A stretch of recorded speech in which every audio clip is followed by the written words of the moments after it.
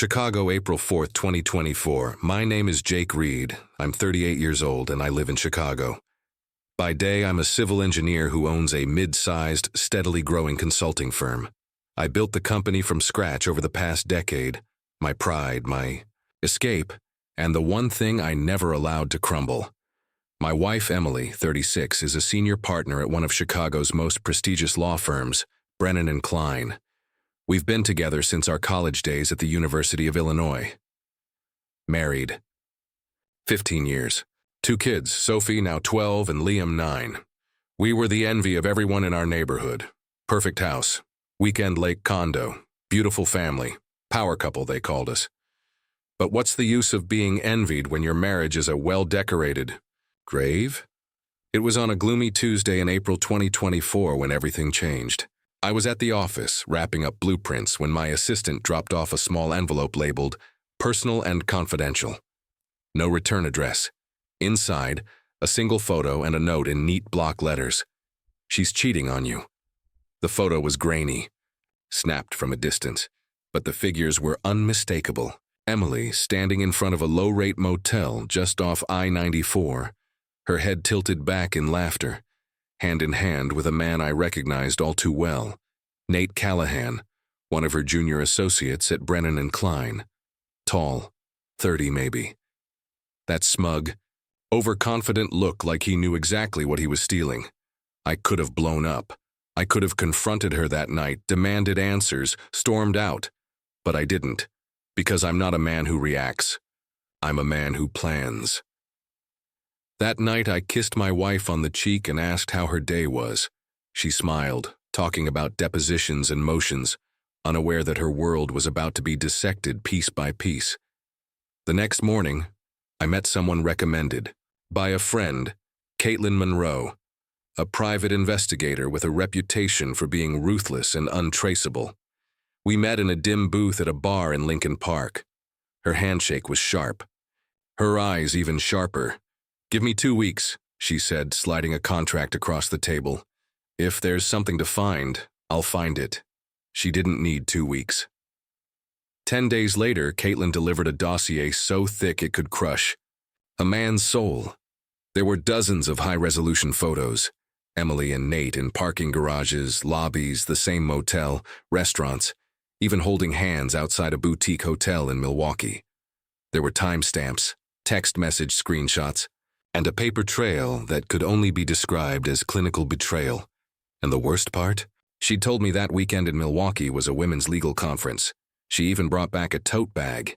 I watched the video Caitlin had included just once. A short clip from a motel lot, Emily leaning into Nate's car, kissing him like I hadn't been kissed in years. I deleted it afterward. I didn't need to see it again. It was already etched into my brain. But I didn't explode. Not yet. Emily's a lawyer, one of the best. If I blew up, she'd play the victim, twist it around, maybe even try to take the kids. I needed to be smarter than her. That night I sat down with my business lawyer, my accountant, and a divorce attorney named Rachel Turner. Emily once called her the only shark I'd never face in court. "I want her to lose everything," I said. "Legally, quietly, completely." Rachel just smiled. "Then we'll start laying the trap." From that day forward, I played the perfect husband. For 2 years, I took her to dinner, helped with homework, attended school meetings. I kept the routine while quietly restructuring our finances. I sold my company, Ridge Engineering, to a Swedish holding group for $18 million and filed the transaction through a network of offshore accounts.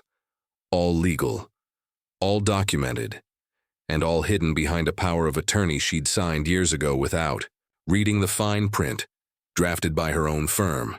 I transferred ownership of our lake condo into a trust under Sophie and Liam's names, set up custodial savings accounts, and split our retirement assets.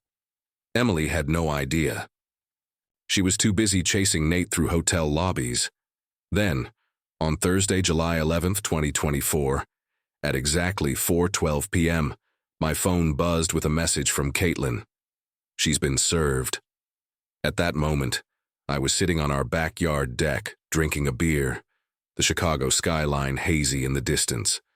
I pictured her, high heels clicking across the polished floors of Brennan and Klein, surrounded by her junior associates, just as the county sheriff walked in and handed her the divorce papers. She'd be furious. She'd storm back home looking for blood, and I'd be waiting, with a bottle of wine, a smile on my face, and the kind of calm that only comes from knowing you've already won.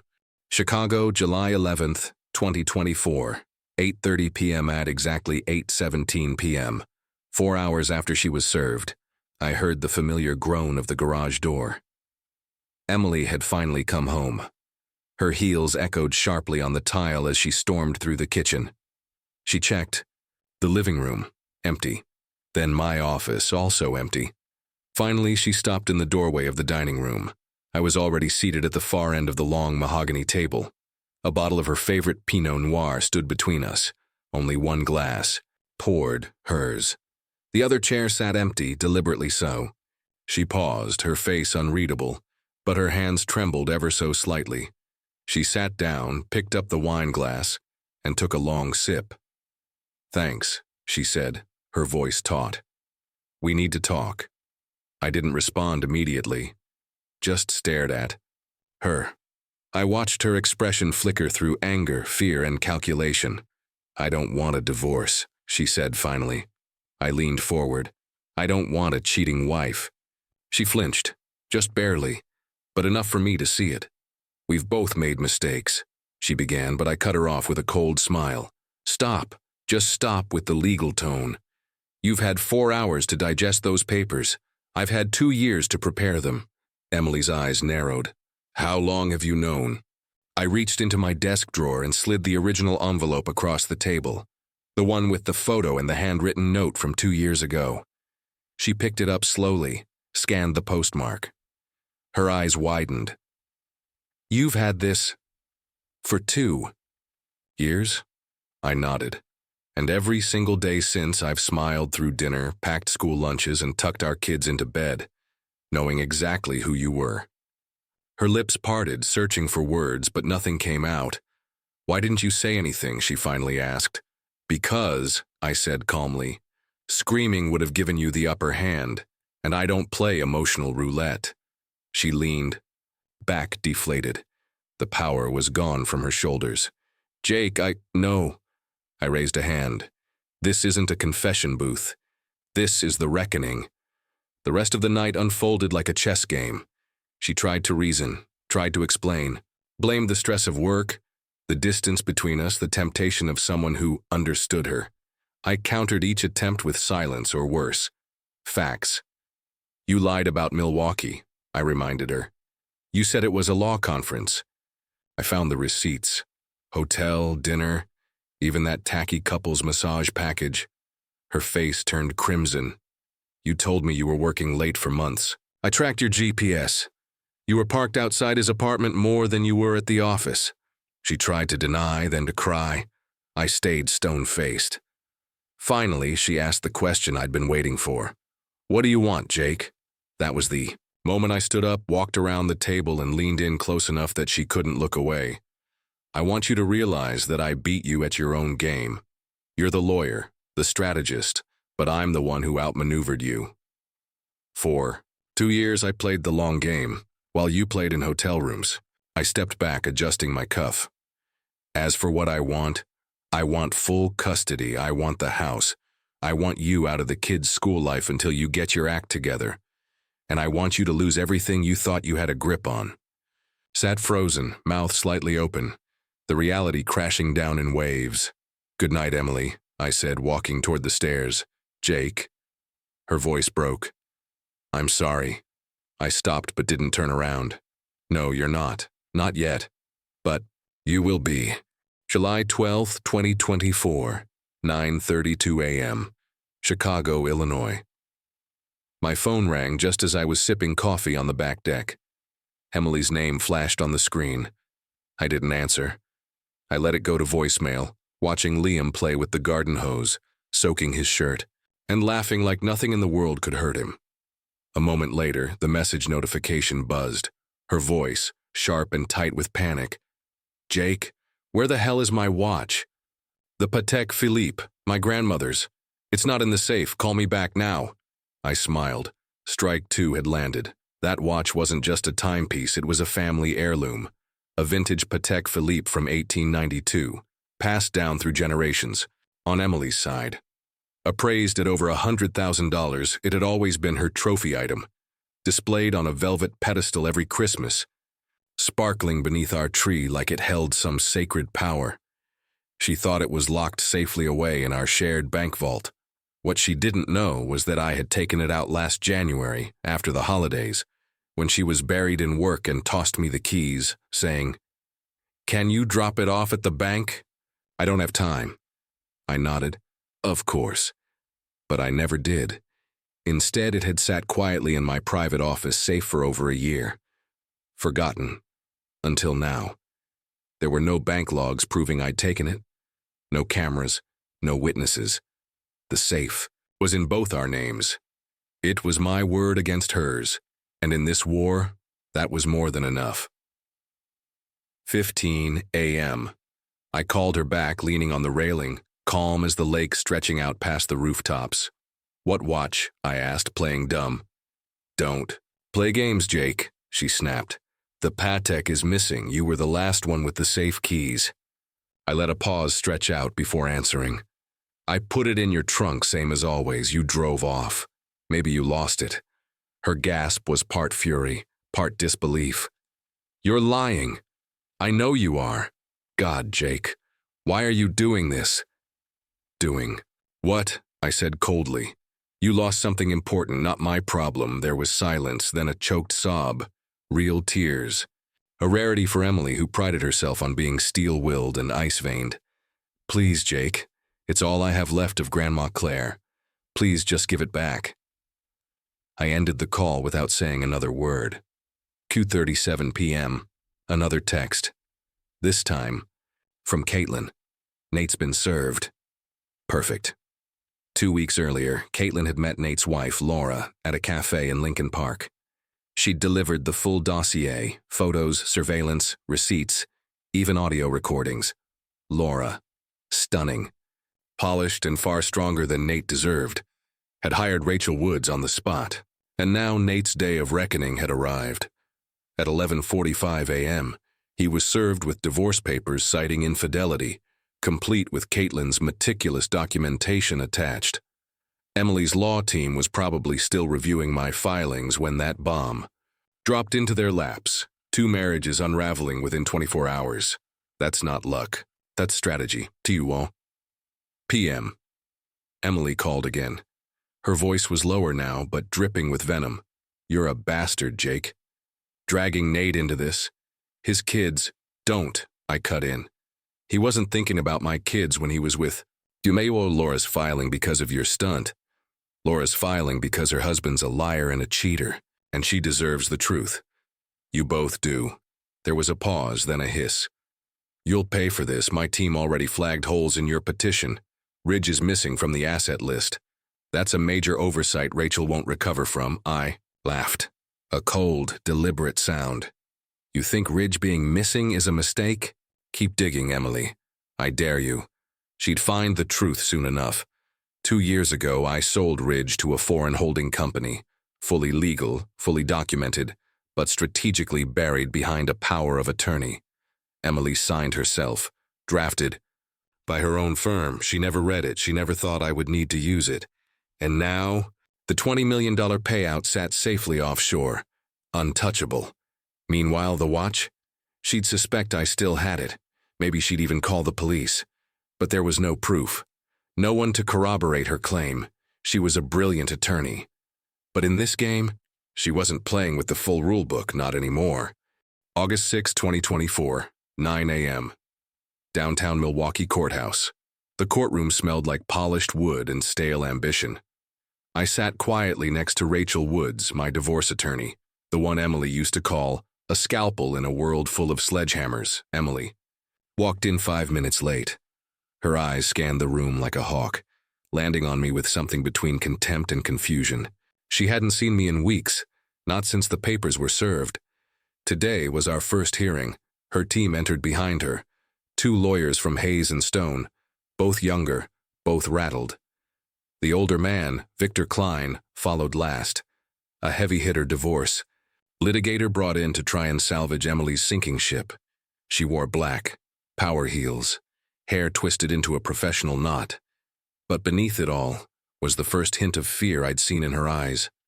Rachel leaned toward me, whispering, "She brought a cavalry. We only need a bullet." The judge entered. Court came to order. Victor was the first to speak, his voice booming like a staged performance. "Your Honor, we believe Mr. Reed has committed financial deception by omitting Ridge Tech's sale from the asset disclosure. This is a clear attempt to defraud the plaintiff." Rachel stood calmly. "Ridge Tech was sold 2 years ago," she said, holding up a thick binder. "The sale was executed under a power of attorney, signed by Mrs. Reed, in 2018, drafted by Hayes and Stone. The proceeds were filed jointly in their 2022 tax returns. Everything was documented, and everything was legal." The judge adjusted her glasses. "Mrs. Reed signed this?" Rachel flipped to the page. Her signature, her firm's stamp, witnessed, notarized. Victor tried to pivot. "We believe she was unaware of the extent of the sale." "She's a senior attorney," Rachel shot back. "Unawareness isn't a defense. It's negligence." The judge nodded slightly. Strike one. Then came the issue of the missing Patek Philippe watch. Victor puffed his chest. "We allege Mr. Reed intentionally removed a $100,000 family heirloom from the shared bank vault." Rachel didn't blink. "There's no evidence to support this. The vault was accessed by Mrs. Reed more recently than by Mr. Reed, and the last log entry is her own. My client asserts he placed the watch in her trunk per routine." Emily's jaw tightened. She knew, but again, no proof. Strike two. But the real storm came when Rachel clicked a small black remote on the table. A speaker crackled to life, and then Emily's voice filled the courtroom. "Nate, I've lied to Jake for 3 years. He has no clue. You and I, we're a secret built on secrets." The room froze. There was a gasp from Victor. One of the Hayes and Stone associates buried her face in her hands. Rachel pressed again. "He thinks I'm working late, in meetings, all of it. He doesn't see anything. He trusts me like a fool." "He'll never find out," Nate replied. "I'll keep it quiet if you do." The audio lasted 2 minutes. 2 minutes of deceit. 2 minutes of Emily destroying her own credibility. The judge's expression went from neutral to disgusted. "Who recorded this?" she asked sharply. Rachel answered. "My investigator, Caitlin Morgan, legally, with a court-approved wiretap after Mr. Reed filed." Silence then. Admissible. Emily's career, already on the edge, just fell into the abyss. After the session, as everyone packed up, Emily stood frozen. Victor hissed into her ear. She didn't move, didn't blink. I walked past her without a word. She didn't follow. Outside, the sun felt warm on my skin for the first time in years. It was only the beginning. August 10th, 2024, 11:37 a.m. Back at home. The trial didn't end that day. Emily filed an emergency motion for asset reexamination, claiming coercion over the power of attorney. But Rachel was 3 moves ahead. Meanwhile, I was busy preparing my final blows. In a quiet corner of my home office, I opened the encrypted drive Caitlin had given me. A digital vault of data collected over the last 3 years. Hundreds of emails, texts, GPS logs, and call records. A timeline of betrayal that spanned from Chicago to Madison to Milwaukee. Each detail was sharper than the last. Hotel bookings under fake names. Late-night Uber receipts. One message from Emily to Nate, dated December 17th, 2022, read, "I love when you kiss me in the elevator. Jake never looks at me that way anymore." Another, "Let's book the same suite again in Madison. You know the one." I compiled everything into a PDF, 142 pages. At the top, I stamped the title, "Evidence of Sustained Infidelity and Misrepresentation. Emily Reed." It was formatted like a legal exhibit, and it was about to go public. August 12th, 2024, 8:02 a.m.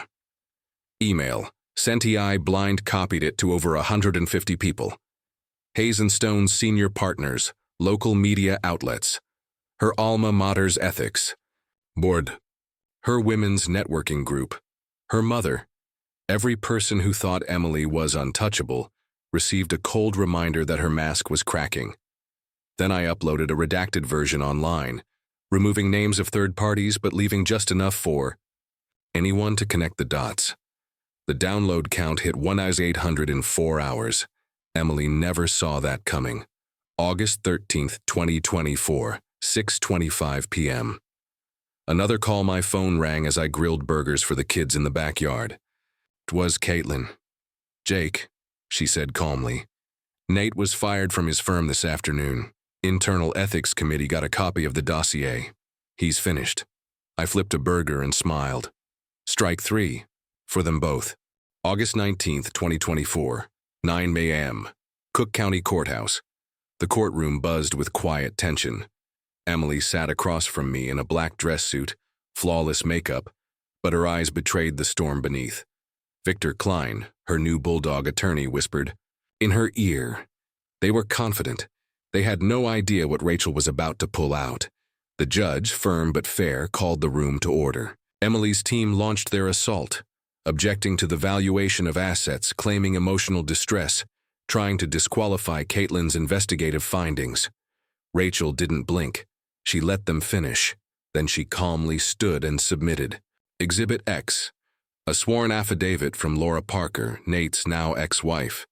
In it, Laura stated under oath that Emily had sent threatening messages warning her not to pursue legal action. Attached were screenshots. "Back off or your kids will grow up in a broken home. I have enough dirt on Nate to ruin custody for both of you." The judge's face changed instantly. Emily's eyes widened. Victor leapt up. "Objection, irrelevant. That has nothing to do with marital assets." Rachel responded coolly. "It goes directly to the petitioner's character, Your Honor, and credibility matters when dividing children's futures." Objection. Overruled. Strike 4, August 19th, 2024, 3:30 p.m. Verdict by late afternoon. The ruling came down. Jake Reed retains 100% of Ridgetech and associated offshore accounts. The watch's whereabouts remain unresolved, excluded from joint assets. Primary custody granted to Jake. Shared visitation with conditions. Emily to vacate the suburban residence within 21 days. Spousal support denied. Emily looked like her lungs had collapsed. Her shoulders slumped, her face pale. She didn't speak. Victor consoled her, but the damage was irreparable. Outside the courthouse, Caitlin handed me a thumb drive. "It's all archived," she said. "Everything, in case she tries anything funny." I nodded. "Thanks for everything." Then, I walked away. The next 2 weeks were a blur of strategic moves and cold silences. Emily didn't come home the night after our confrontation. She sent a vague text about needing space to process everything. I didn't respond. I didn't need to. Every moment she was gone was another piece of rope tightening around her own neck. By Monday morning, August 22nd, 2024, Caitlin had dug deeper into Emily's financial activities, and what she found was explosive. "Jake," she said, meeting me in a parking lot in downtown Orlando. "She's been funneling money." My heart clenched, even though I had suspected something like this. "Where?" "A private trust. Cayman Islands. Set up through a shell company. She's been siphoning off bonuses and kickbacks from her firm's clients. Under-the-table deals, padded invoices, that kind of thing. It's not just marital betrayal anymore. It's criminal." We both stood in stunned silence as Caitlin handed me the folder. Inside were screenshots of wire transfers, documents with Emily's signature, and a timeline that began 2 years ago, about the same time she started her affair with Nate. "She's been planning an escape," Caitlin added. "A full reset. With him. They were going to disappear." Rage mixed with disbelief. But strangely, there was also a sense of relief. It wasn't just about me anymore. Emily hadn't just betrayed her vows. She had betrayed the law, her firm, and our children's future. We need to go public, I said. Caitlin nodded. We need to be smart about it.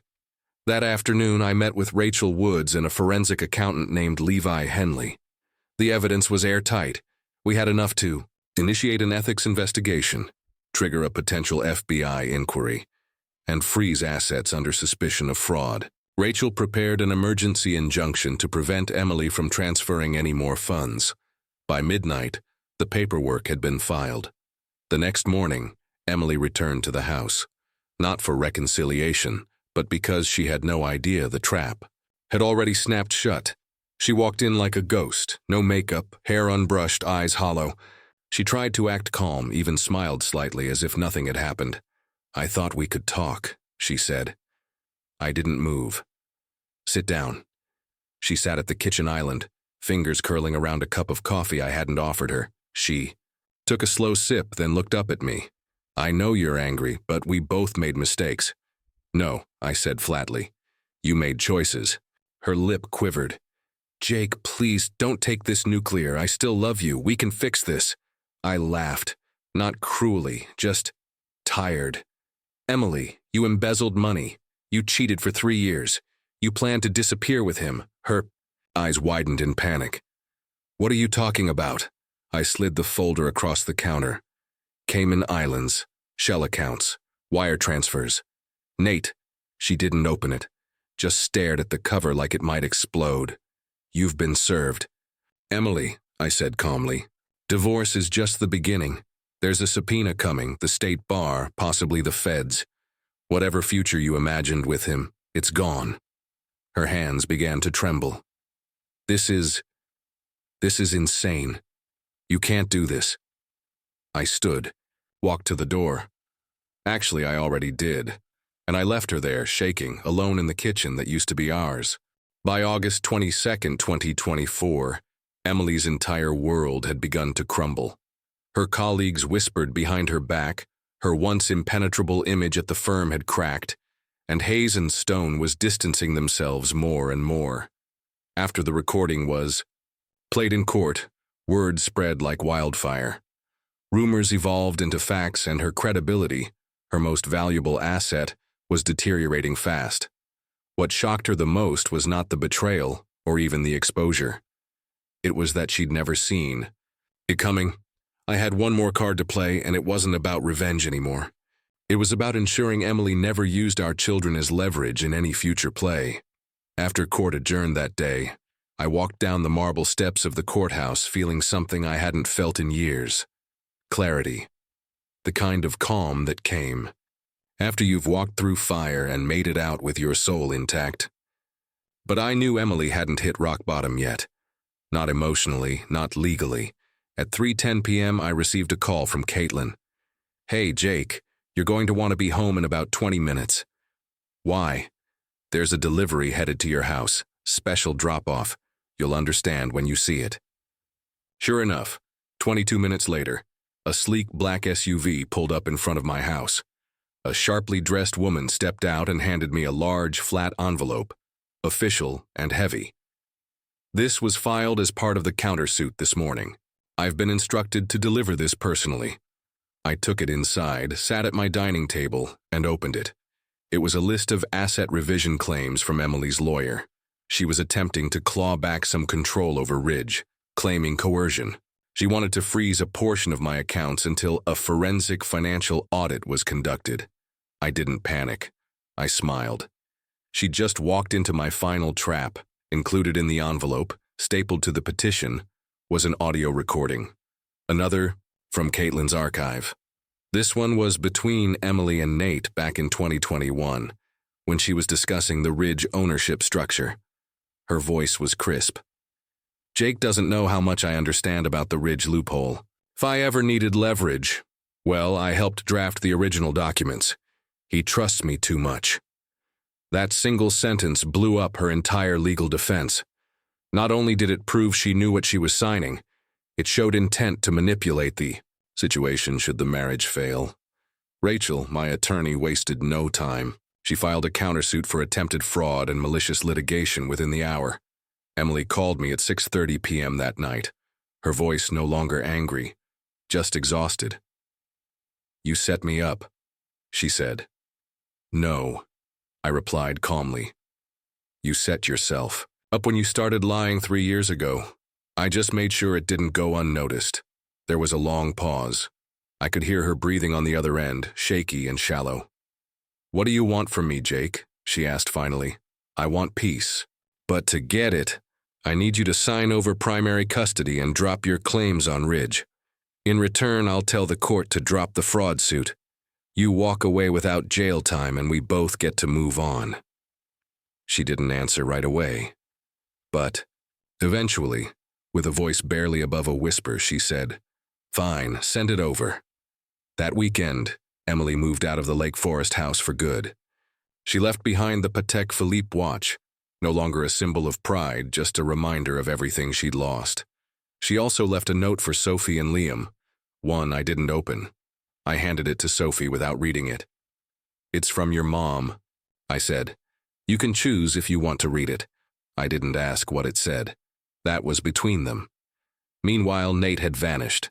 Laura had taken their kids and moved to Boston, and his career had completely flatlined. According to Caitlin's latest update, he was bartending at a chain restaurant in the suburbs, trying to stay under the radar. No more legal threats. No more bravado. He'd become invisible. And Emily? She left Hayes and Stone officially 2 weeks later. The firm cited irreconcilable differences and reputational risk. Translation: she was radioactive. It was over. Not just the marriage, but the games, the deceit, the endless questions that kept me up at night. My kids were safe. Ridge was untouched. My reputation was intact, and the woman who thought she could outplay me had played herself into exile. As I stood in the quiet house that Sunday evening, the sunset pouring gold light through the windows, I realized something. This wasn't about revenge. It was about dignity. It was about showing the world and my children that no matter how bad things got, you don't have to stoop to the level of the people who hurt you. You rise, and you walk away with your head held high. It had been a week since the court hearing. Emily had returned to her apartment in downtown Seattle, while I stayed at the house in Bellevue with Sophie and Liam. Though I'd won the legal battle, it didn't feel like a victory. The courtroom proceedings, the evidence, the look on Emily's face when the audio played, it all still lingered in my mind like a cold fog that wouldn't lift. Sophie had asked to talk that Saturday morning. We sat on the front porch while Liam rode his bike in lazy circles around the driveway. She held her phone tightly, the screen black, as if it were a talisman. "Dad," she said softly, "I want to know everything. Not just what Mom told me, not just what the news said. From you." I hesitated. "Are you sure?" She nodded. "I'm 14, not 4. I saw the video. I've read the court summary. I'm tired of whispers." So I told her. I told her about the anonymous letter, about the 3-year investigation, about how I'd waited patiently, deliberately, to make sure her mother couldn't twist the truth. I explained the hidden sale of the company, the watch, the audio Caitlin recorded, even Nate's role in all of it. Her hands trembled when I mentioned the betrayal, but her eyes never left mine. "I knew something was wrong," she said finally, voice shaking. "She used to smile differently. She used to laugh at your stupid dad jokes." The words hit harder than I expected. That night I found myself alone in the kitchen, staring at an old photo pinned to the fridge. Emily holding Sophie as a baby, me in a Christmas sweater holding Liam. We'd looked so real, so whole. The next morning, Caitlin called. She'd been keeping an eye on Nate. Apparently his world was falling apart fast. Laura had moved back to San Diego with their 2 boys.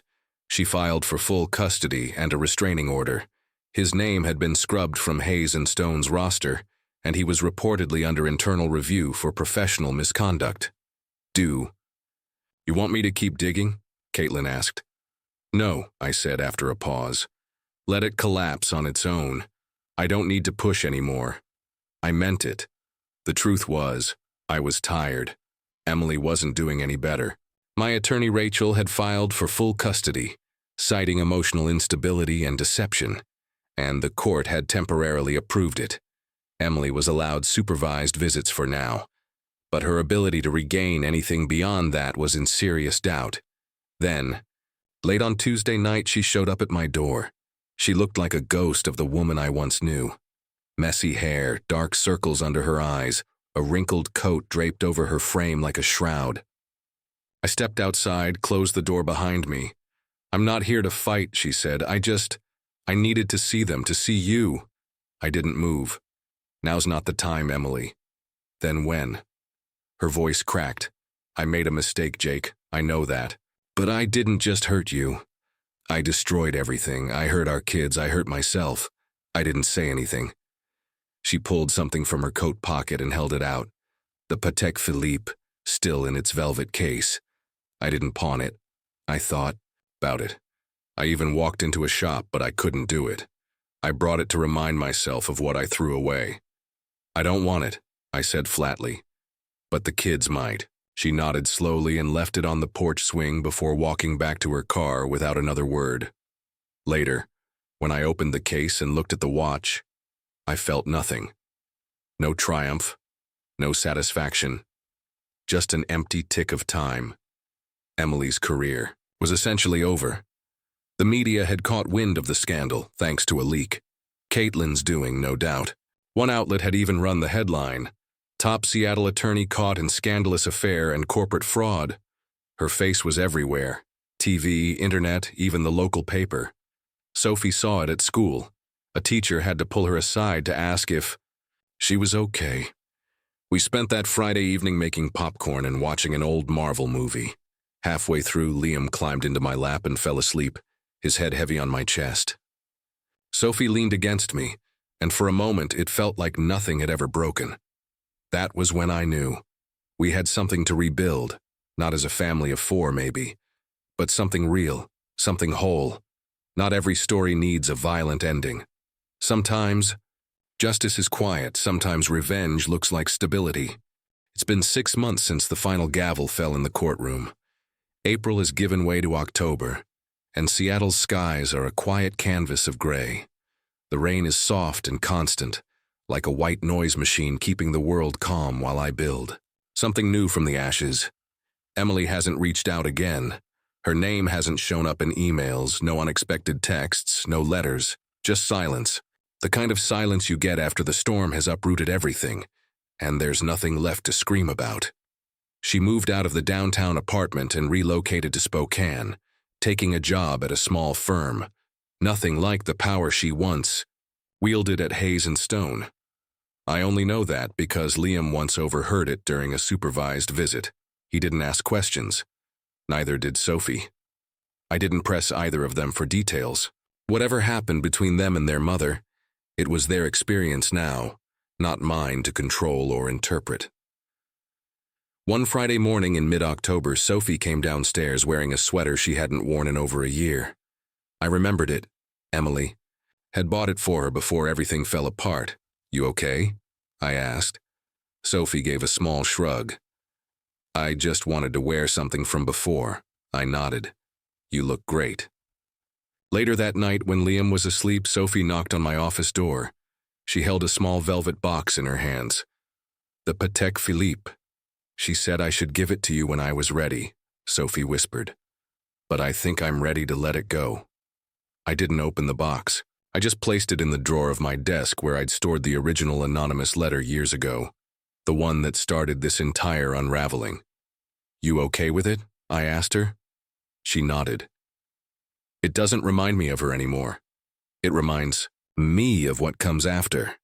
The next week, I took a meeting with a potential new client in Portland, a big solar project that would need everything my engineering firm could throw at it. On the train back to Seattle, watching the landscape blur by, I realized something startling.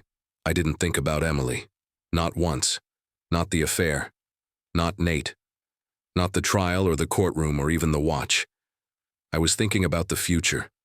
About Sophie's application to Stanford. About Liam's obsession with astronomy and whether I should get him a telescope for Christmas. And maybe about a woman named Rachel. Not Rachel Woods, my attorney. A different Rachel. I'd met her at a fundraiser for a nonprofit Sophie volunteers with. She was kind, funny, had the kind of smile that didn't look like it had anything to hide. We'd been texting, nothing serious. Not yet, but not nothing either. One rainy Sunday evening, Sophie stood next to me in the kitchen as I cooked. She glanced at my phone when it lit up with Rachel's name. "She's pretty," she said simply. I raised an eyebrow. "You looked?" "Of course I did," Sophie smirked. "Liam thinks she's cool too." I laughed. "He's never met her. He saw your wallpaper. The one with you two on the boat." "Busted," I muttered. "It's okay, Dad," Sophie said, wrapping her arms around me. "You deserve someone who smiles with their eyes." I didn't respond. My eyes were misty, but not from the onions. By Halloween, we were a trio. Me, Liam, and Sophie, carving pumpkins on the front porch, laughing at how terrible mine looked. I hadn't smiled like that in years. Emily was a ghost now. Not a vengeful spirit, not someone I feared. Just someone who used to be part of the story. The betrayal no longer burned. It was history. That night, as the kids dozed off and rain tapped the windows, I stood at the doorway to my study and opened the drawer. The velvet box was still there, but I didn't take the watch out. Instead, I slid the drawer shut and locked it. That chapter was over. Whatever came next, whether it was Rachel or just quiet nights with my kids, I was ready. For the first time in years, I didn't need closure. I had peace.